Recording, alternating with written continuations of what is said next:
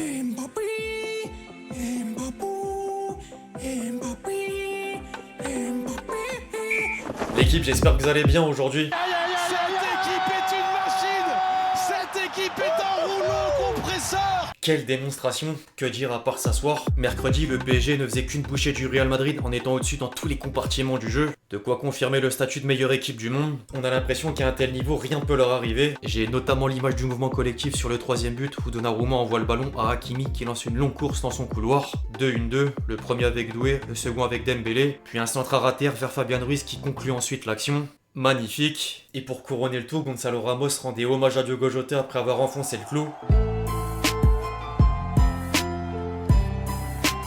Opta a sorti une stat lourde de sens. Le Real Madrid n'avait plus encaissé 3 buts en 24 minutes depuis 2003, soit 22 ans en arrière. Des chiffres plus que symboliques face au plus grand club de l'histoire. L'autre symbole, c'est évidemment Mbappé, par rapport aux retrouvailles avec son ancien club. J'ai vite repensé à cet extrait du discours de Luis Enrique où il disait au Kicks qu'il est un phénomène mais attend beaucoup plus en appliquant ses consignes. Le tête-à-tête n'aura presque rien changé sur le terrain jusqu'à son départ. Et au final, c'est Dembélé qui a suivi ses mêmes conseils à la lettre pour devenir ce joueur tant attendu. Le collectif fait briller l'individuel, pas l'inverse. Les médias espagnols constate d'ailleurs que Xabi Alonso est d'ores et déjà devant un problème de taille, mettre fin aux égos dans le vestiaire. Les dirigeants madrilènes sont inquiets des cas Mbappé Vinicius au point de vouloir s'entretenir avec certains joueurs pour connaître leur engagement et recadrer si nécessaire. En parallèle, la Casablanca aurait demandé à Rodrigo de trouver un nouveau club. L'ancien entraîneur du Bayer Leverkusen répondait déjà de façon évasive sur la nouvelle absence de l'attaquant brésilien. Ce sont des décisions de match et vu la tournure que prenaient les choses, il nous fallait un autre type de joueur. J'ai pensé qu'il était temps d'attendre car nous avons su tirer le meilleur parti du match en passant en 4-4-2 avec Gonzalo à gauche. Il y a eu un changement même s'il a peut-être pas été remarqué. Ce côté doit pas nous affecter et nous allons repartir de zéro.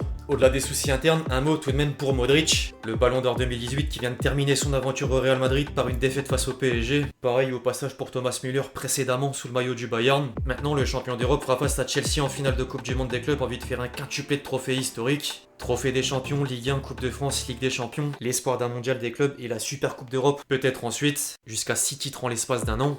Bref, je voulais vraiment revenir sur cette demi-finale en détail, même si on est déjà le surlendemain. Les amis, avant d'entrer dans le vif du sujet, je vous demande un service. Vous savez lequel? Celui évidemment de lâcher votre plus beau like. Vous connaissez le refrain, mais je vous le demande d'autant plus avec cette victoire parisienne qui fait plaisir. Merci vraiment à tous ceux qui le feront.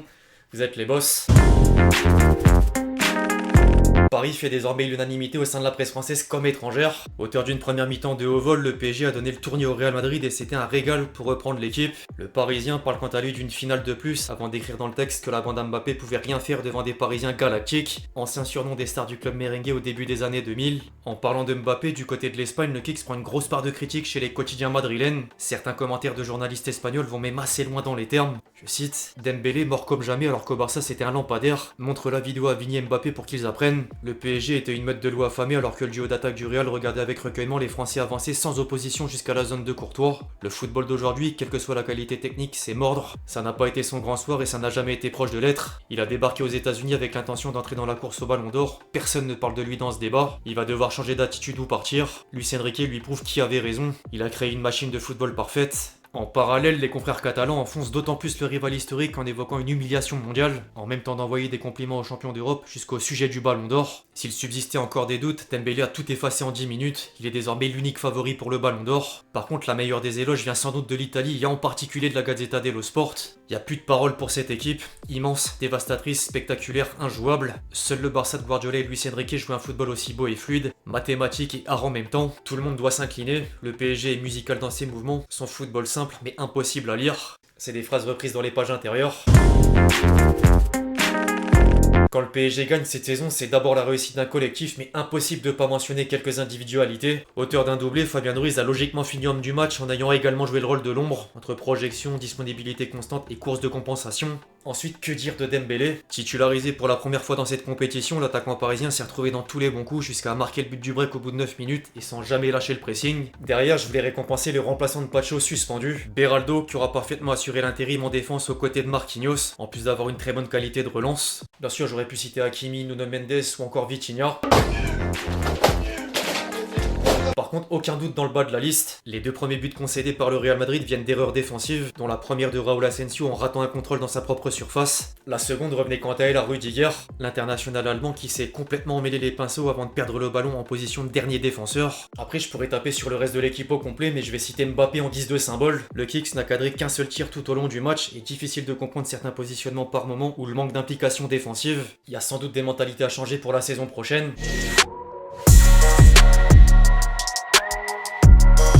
La défaite fait forcément mal au Real Madrid, mais Thibaut Courtois s'est montré plus que lucide. C'est le champion d'Europe, il s'améliore chaque semaine. Cette saison, il presse très bien, très haut, ensemble. On voulait trouver l'espace vite, mais on n'a pas réussi à le faire en début de match. Ils ont eu 2 occasions et on a fait 2 erreurs individuelles qui changent le match. On a essayé de presser, mais on arrivait en retard. Hakimi était souvent seul et c'est là où ils nous ont fait mal. On joue différemment, on joue plus haut. Le coach veut qu'on soit mieux placé et qu'on occupe toutes les zones. C'est pas facile tout de suite face aux grandes équipes. On voit les erreurs qu'on doit éviter et on voit le niveau où on doit aller. Parce que Paris est la meilleure équipe du monde sur le terrain. Donc on doit s'améliorer et analyser avec le coach ce qu'on peut mieux faire. On va continuer de travailler en août pour espérer se battre avec des équipes comme ça en mai prochain. Par contre, Luis Enrique tenait à repousser les comparaisons du niveau entre les 2 équipes en toute humilité. Je crois qu'hier nous parlions de 2 projets différents. Le mien ou le nôtre à Paris qui existe depuis 2 saisons déjà, alors que Xabi n'a commencé le sien qu'à 6 matchs. Il a plus que prouvé son niveau dans les endroits où il est passé, il a besoin du temps nécessaire pour faire une pré-saison. Je pense pas qu'il faut l'évaluer car il a pas eu le temps de travailler ou de faire quoi que ce soit. Ce sont des situations totalement différentes et je pense qu'elles sont incomparables. Bon, l'entraîneur parisien savoure quand même le moment proche d'être historique. C'est un objectif que nous avions depuis le début. C'est toujours difficile de réaliser ce genre de choses car il y a très peu d'équipes qui peuvent le faire. Nous sommes à un match de créer l'histoire à Paris avec un club français capable de remporter tous les trophées auxquels il a participé, en particulier la Ligue des Champions et maintenant la finale de la Coupe du Monde des clubs. Ça représente beaucoup pour nous, pour nos supporters, pour le club et c'est un plaisir pour moi en tant qu'entraîneur. Dès le premier jour, j'ai senti le soutien de la direction sportive et du président,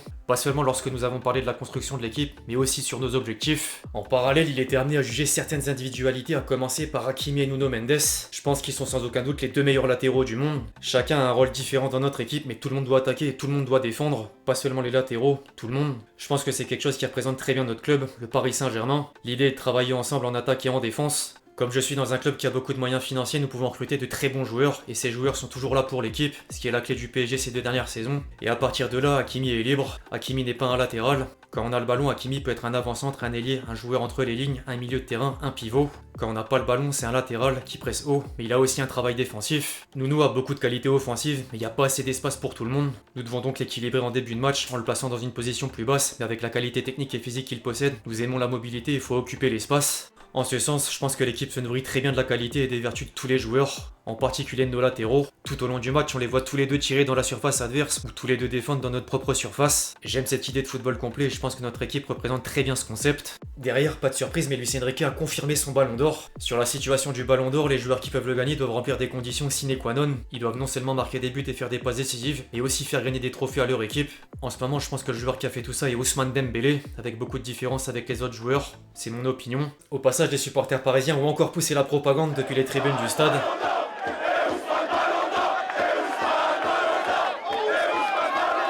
Dembélé est favori, mais attention à la dispersion des voix entre Hakimi, Vitinha ou encore Fabian Ruiz, tout juste ajouté au débat. Le ballon d'or dépend pas de moi, j'essaye de faire de mon mieux. Chaque fois que je suis nominé pour un prix aussi important, je suis heureux, ravi d'être là, mais c'est un prix sur lequel je me concentre pas trop. En réalité, il y a beaucoup de candidats, il y a de très bons joueurs en Europe. Si je suis nommé, j'espère pouvoir le remporter, mais je sais que c'est très difficile. Je pense que l'important c'est le match de dimanche pour conclure la saison avec ce trophée. Je vis l'un des meilleurs moments de ma carrière, si ce n'est le meilleur. Nous sortons d'une saison incroyable, il ne manque plus qu'un match pour la finir en beauté. Je suis très heureux personnellement, mais surtout collectivement. On réalise une saison formidable, on joue un beau football, et en même temps je pense que l'équipe montre qu'elle veut remporter tous les trophées. Affaire à suivre donc. Enfin, pour finir les amis, tradition oblige, le petit détour sur X, anciennement Twitter. Insolite, Kylian Mbappé a assommé un homme au bord du terrain pendant l'entraînement du Real Madrid. C'est la seule fois de la soirée où il a été dangereux, MDR. Vous vous doutez que le kick a pris tarif. C'est dans ces moments que ASKM7 score free kick me manque, MDR. Dans le même thème, la fameuse comparaison de Raúl Asensio, portrait de terroriste. Pas facile la mi-temps de Mbappé qui voit ses salaires impayés courir face à lui. Ça s'arrête jamais. But de Kylian Mbappé, Paris 10, Real Madrid 0. Flash info, Kylian Mbappé enlève son maillot du Real Madrid et enfile celui du PSG pour célébrer incognito. Mediavenir, compte parodique de Mediavenir. Gonzalo tenait à vous annoncer qu'il a décidé de retourner au RCD Majorque en accord avec le staff. On peut le féliciter pour sa Coupe du Monde des clubs et on lui souhaite bonne chance pour la suite de sa carrière. L'imagination toujours plus loin. Incroyable geste de Barcola, c'est pas l'autre FDP de Mbappé qui aurait fait ça. Jérôme, tu penses quoi de ton choix de carrière? avec la mention de Mastantuono qui a choisi le Real Madrid, out of context football d'une réaction de Florentino Pérez depuis les tribunes, il est dévasté de ce qu'il voit. Après Delormeau qui monte son zub, on a le Real qui monte son cul. Ah, faut avoir la ref, malheureusement je l'ai. Paris est meilleur athlétiquement, mentalement, physiquement, footballistiquement, tactiquement. Vous pouvez en rajouter. Adrien qui ajoute sexuellement. Arrêt sur image du compte X officiel du Paris Saint-Germain en brésilien sur le score du match. PSG 4, Real Madrid 0. Et un dernier pour la route. Les papiers pour Hakim Ziyech on n'a pas oublié. Avec la mention de Chelsea en fin de phrase. Certains n'ont pas oublié le transfert avorté. Bref, l'équipe, c'est à peu près tout ce qu'il y avait à dire sur cette démonstration du PSG face au Real Madrid. J'espère vraiment que la vidéo vous a plu. Je compte sur vous si c'est le cas pour lâcher votre plus beau like. Comme d'habitude, n'hésitez pas à me dire dans les commentaires comment est-ce que vous le sentez pour la finale. Puis d'ici là, on se retrouve très vite sur la chaîne pour de nouvelles vidéos. C'était Lexchi. Ciao ciao.